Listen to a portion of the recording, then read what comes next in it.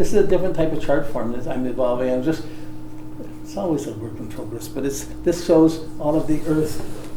This is the Earth, and it shows all the nodes around you. You see the apside, there's the most distant point, and it's got the outside is the constellations and the sidereal zodiac. We'll put the tropical zodiac in, but each planet has its own tropical zodiac. So each orbit has its own zodiac that comes into this. But this is where the north nodes are. This is where the apsides are, the furthest part away, and the closest part away in the constellation of the Archer or the Twins. Okay, and the color, that's the zodiac. Where the red starts is a red blue, which is Pisces, a red purple. And where the red starts, there, and then you red, orange, red, amber, yellow, green. That's the summer. That's the zodiac, and then darker colors in the winter. So the colors represent the seasons, and the meaning of each color is the meaning of the sign. So as much as you know a sign, you know the meaning of that color. It's not hard to, but in the drawing, this is how this works. So if you put the orbs of all the planets in with all their zodiacs, they don't all start at the same point, and their apsides, the closeness and distant points are at different places. And the nodes are at different places. The texture. So the nodes are really dealing with your declination, your latitude, north or south, the parallels and contraparallels. It's really giving you this texture, not just circles. It's a texture of the circles, but really we're trying to understand it in spheres. And since the heliocentric chart comes from the sun, comes from your heart, or your oneness, you can't just say, oh, Mercury in Capricorn or Mercury in Sagittarius is going to mean this. We're going to imagine it like that, but what would that mean if it's just following from the sunlight and it's just taking that message and passing it on, not having to bypass all the things that happened to you today or yesterday, or why so-and-so lost the keys, or they smashed your car, or didn't phone you back, or defriended you on Facebook or whatever. Like, we're not thinking it's not thinking about those things, but we're usually buzzing with those things. It takes a bit of effort to slow it down a little bit. So really, how are we going to think when we leave? Like if we left our body, we come to our soul, and then it's almost like where the soul starts to think of where it's going to. It's almost like you're moving towards your next life. But in any moment, we're doing that. Not a mental thing. So the distance from the sun would take on a whole it's everything. Different meaning. It's everything. Yeah. It's not just your confidence. It's everything. There's no life without the sun on every planet. But this chart will allow you to do a chart for every planet. If there's a spaceship on Mars, you can do a chart for Mars, and you see the 3 inner planets. If they ever have a human born on Mars, they're not a human. They're not an Earth human. They're going to have 3 inner qualities. They'll have the mind, emotions, and something else. Their separateness would be an inner peace. And if they're born on Jupiter, if someone's really bad and listless, if a man's really racist and macho and select him, he's going to be reborn on Jupiter. How many moons?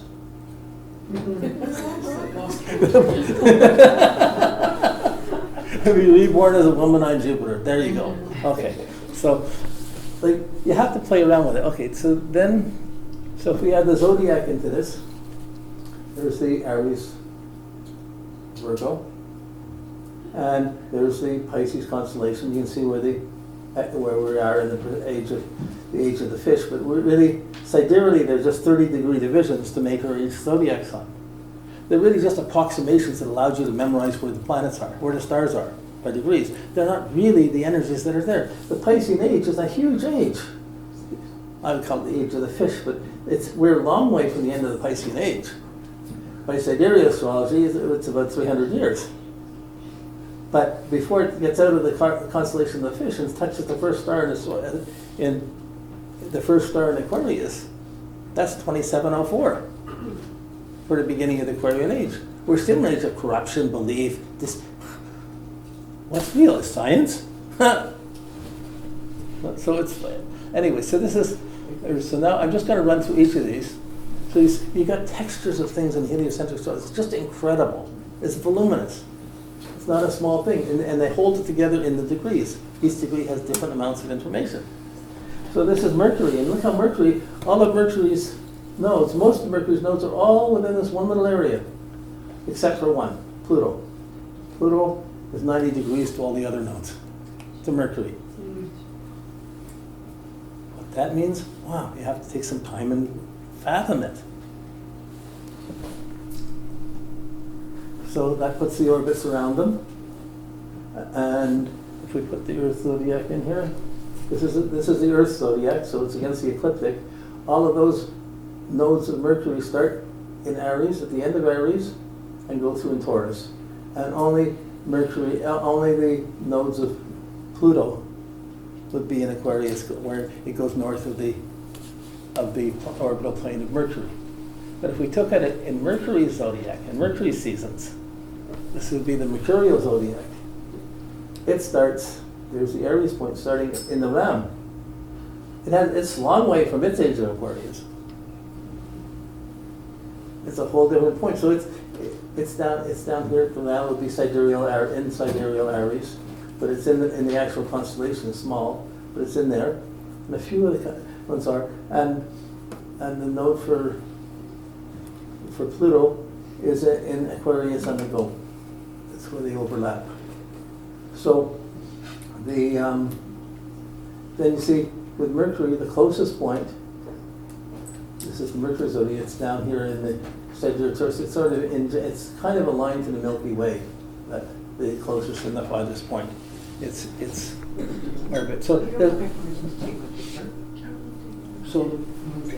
there's all kind, like we got to go through this. I want to spend a lot of time next because we got other charts to work with and things to work with, but I just want to set the texture because this information isn't available. Nobody's writing about it. No, so You this need is to write about it. books are dead. They won't be. Videos are presenting it. So they get translated onto the internet. But And then programs. somebody needs to I'm write hoping it to put down. this together as a program so all of this is available. But I hope to spend next year to understand. You need to explain it, 'cause Yeah, this yeah, is complex. but that's a tertiary level. First you have to get it organized properly so people can see it, get the charts, and begin to work it in. So this is Venus, and Venus's nodes are really spread around a little bit more. They're over 90-degree section. And on this one, you can see the south nodes, and you can see the pluses where the north node is, and the open points where the south node is.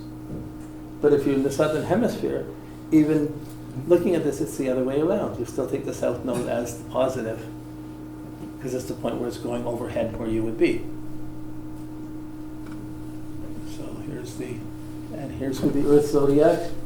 So that's how we can give our familiar frame of reference to it. Our ecliptic, we're measuring it from there. But if you go to the Venus zodiac, the Aries point is in the constellation between Gemini, the Twins, and the Crab. It's in sidereal Cancer, but the Aries point is right here. So you see, the whole area of the sky is colored differently. These are huge differences. What season Venus is in its own orbit isn't. Why wouldn't that have some relevance more than how it's lined up to our season? Mars? No. Mars's nodes are spread out a lot from Aries, from all the way over to here. It's almost 150 degrees. They're spread around. So this is how the orbits intersect with each other, right? How the orbital planes are mixing. So if they're spread around, they're getting a bit all the time. But Mercury has them all in one place. They get boom, boom, boom, boom. All the if a planet's in that area, any planet's in that area, it's going to be on a node trigger off that section of Mercury. And those type of thoughts would be the way things. Now the nodes progress. So a few thousand years from now, they may not be lined up like that, and they might be a different type of thinking. So, yeah. So this is the Earth zodiac. We look to Mars's zodiac. Its Aries point is right just at the horns of the bull. Just the horns of the bull. And so again, the color goes up. The color is the zodiac. Now, Mars's nodes, if you look at this, there's the inner planets, these two main nodes here, and the outer planets spread around. But each one has its own graphics. We're not going to get into this because it goes too deep. But I just want to show you these, Jupiter. So So when you're trying to look at it, oh, what's this? Oh, you have to, oh, that's Pluto, Neptune, Uranus, that's Uranus order. Okay? When you want to see Jupiter, oh, there's Mercury, Venus, Sun, Sun, Mercury, Venus, Earth, Mars, Jupiter, Saturn. So you get used to counting it, to just reorienting where am I, what planet am I looking at. And once you get it, it holds for a little while. So to the Earth zodiac, the Jupiter zodiac, it starts almost like Earth, although it's already in its Aquarian age, the Jupiter zodiac. So its nodes, they're all over the place. Some nodes are just close to this, north node's close to the south node. North node of Mars is close to the south node of Neptune. So each one of these things, you could probably write a book on any one of the factors. Okay, so Saturn cycles, and that's the Earth zodiac. And when we put it to its own zodiac, the Aries is over here at the beginning of just at the end of Leo. It's really close to regular. It's at the end of the Leo there, the tail of just before it. But you can see the color going around. So the colors are easy. Aries is the fire signs that are primary colors. Aries, Leo, Aquarius, Sagittarius are red, yellow, and blue. Then you have the air signs being the secondary colors, green, orange, and purple. And then you have the tertiary colors being the feminine signs, red, orange, yellow. And it works around like that. And the darker colors on the winter half. So then you get to Uranus. And with Uranus, two of the nodes, to Venus and to, we'll see in a minute, but they're both conjunct the equator, the solar equator. There's a distinct point right at this point. If we put it in our zodiac, that would be at, so that's in Gemini. So this is lined up to where the Milky Way is. This is our galaxy going across there. Whoa. And Uranus is the sun's equator is lined up to the galaxy. And so, and for here, Uranus to Venus, and Uranus to Mars. No, Uranus to Earth. Those nodes are right together at the same place.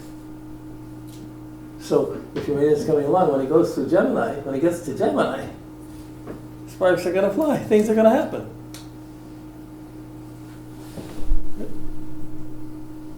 So in Uranus' zodiac, Uranus is kind of funny. It's upside down actually, but its zodiac it's close to ours. It's just at the Aries point. Starts there. It's in the Aquarian age. We're here. We're over here.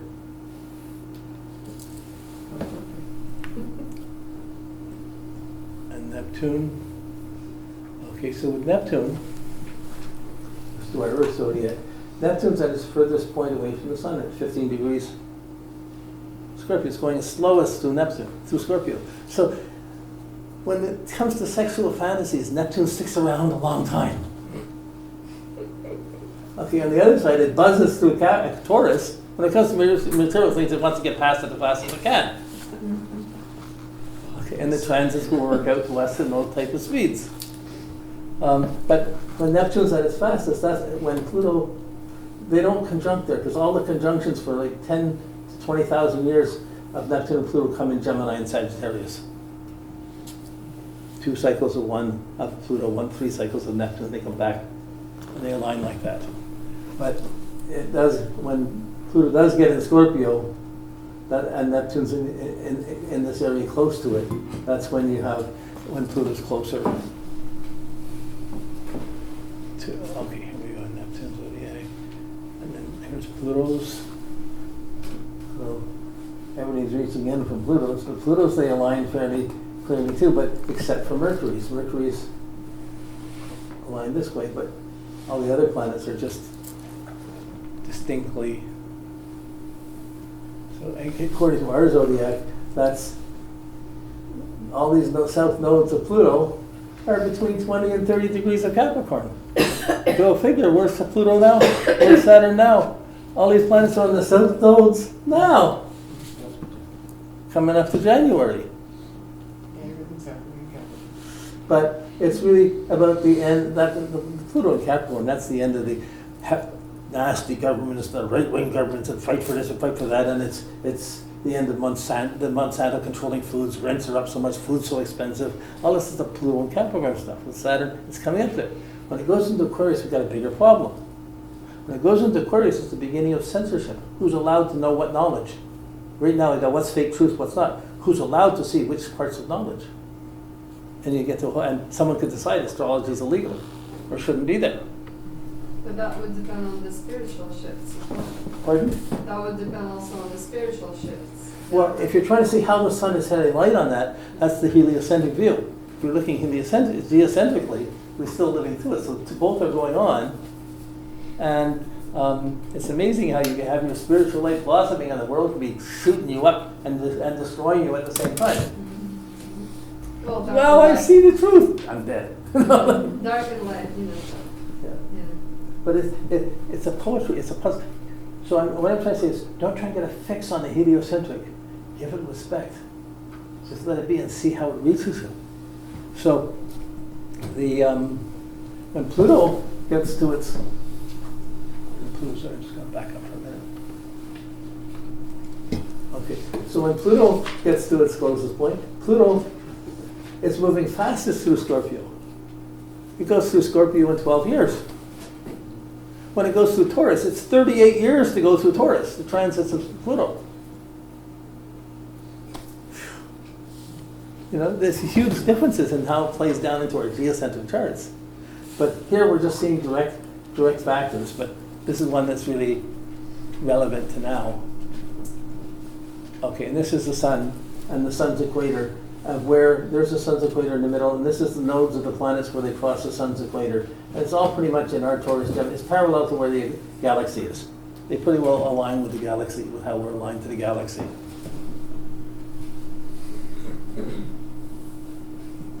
So to our zodiac, we would see it in the Gemini and Sag. Okay, they're not a zodiac for the sun. So this is the whole package together. There's your heliocentric chart.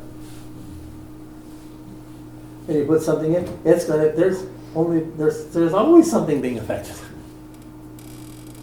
This requires more awareness than just grouping signs and like you almost have it. If you know the regular geocentric zodiac, how well do you know each degree of that zodiac? Each degree of a sign is different, just in the signs. So that's a jump geocentrically. Heliocentrically, wow, each degree holds all kinds of, and then you add the stars on top of this. There are vacant. Yes. spots So this there. is why I don't use the sidereal zodiac for the ages. And really, you have to switch the age. It's really Piscean, Virgo age. The Aquarius Leo age in the southern hemisphere.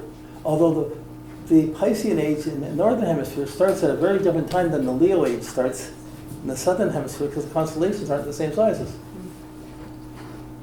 So these are the spaces between the, but look, there's places where they overlap. Capricorn and Aquarius overlap each other for 20 degrees.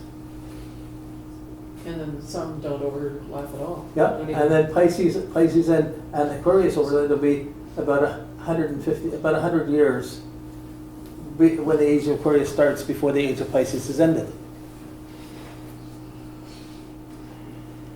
Okay, so we're talking about the Aries point, or where the Aries point is. When the Aries point is what they measure the ages by. As it moves, here's our Aries point now. It's in the fish, but it's at 5 degrees of sidereal Pisces. And explain again, how are you calculating the Aries point? Because as far as I know, it was just an arbitrary point when we started measuring. Oh, No. something's changing. That's the equinox where it touches the ecliptic. The equator of the Earth as it touches the ecliptic. That 0 point of Aries.